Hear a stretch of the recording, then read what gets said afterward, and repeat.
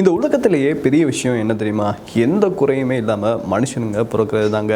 அப்படி பிறந்தாலுமே காலப்போக்கில் பார்த்தீங்கன்னா சில பேருக்கு சில குறைகள் வரும். அதாவது வயசு போன காலத்தில் பார்த்தீங்கன்னா காது கேட்காம போகும், சில பேருக்கு ஆக்சிடென்ட் ஆகலாம், இப்படியான நிறைய குறைகள் வரும் இல்லையா?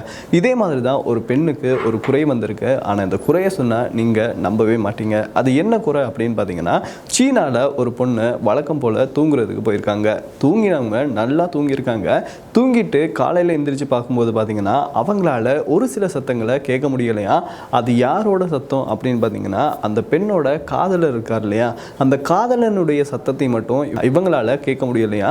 ஆனால் இவங்களை சுற்றி இருந்த மற்ற சவுண்ட் எல்லாமே கேட்குதான். இதை கேட்டோன்னே சில பேருக்கு ஒரு விஷயம் தோணும். அது என்ன விஷயம் அப்படின்னு பார்த்தீங்கன்னா, அடடா இந்த நோய் வந்து எனக்கு வந்தால் நல்லா இருக்குமே, ஏன்னா என் ஒய்ஃபு பேசுறதெல்லாம் நான் கேட்காம இருக்கலாமே அப்படின்னு உங்களுக்கு சந்தோஷமாக இருக்கும். சில பேர் வந்து ஆசைப்படுவீங்க. ஆனால் இதே மாதிரி தான் அந்த பொண்ணுக்கு நடந்திருக்கு. அவங்களை சுற்றி இருக்க கேர்ள்ஸ் பேசுறது கேட்குதான். அது மட்டும் இல்லாமல் மற்ற சவுண்ட்ஸ் எல்லாமே கேட்குதான். ஆனால் அவங்களோட காதலன் கைக்கிறது மட்டும் கேட்கவே இல்லையா. இதுக்கப்புறமா அவங்க ஹாஸ்பிட்டலுக்கு போயிருக்காங்க.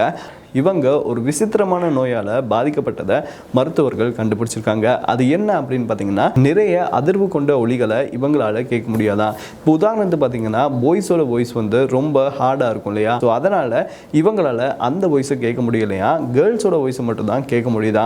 இது எதனால் வருது அப்படின்னு பார்த்தீங்கன்னா, மன அழுத்தம், அதே மாதிரி சரியான டைமுக்கு தூங்குறதில்ல, இப்படியான சில காரணங்களால் தான் இந்த மாதிரியான நோய் வருது அப்படின்னு சொல்கிறாங்க.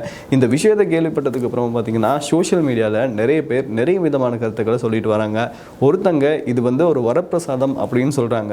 இன்னொருத்தங்களை பார்த்தீங்கன்னா இது வந்து ரொம்ப சோகமான விஷயம் அப்படின்னு சொல்கிறாங்க. ஏன் அப்படின்னு பார்த்தீங்கன்னா, காதலனுடைய வயசை கேட்காம காதலி எப்படி இருக்க முடியும்? ஸோ இதை பற்றி நீங்கள் என்ன நினைக்கிறீங்க அப்படின்றத மறக்காமல் கமெண்ட்ஸில் சொல்லுங்கள். இன்னொரு வீடியோவில் உங்களை சந்திக்கும் வரை உங்களிடமிருந்து விடைபெறும் நான் விஜே அருண், கேமராமேன் லிஷியரனுடன். நன்றி, வணக்கம்.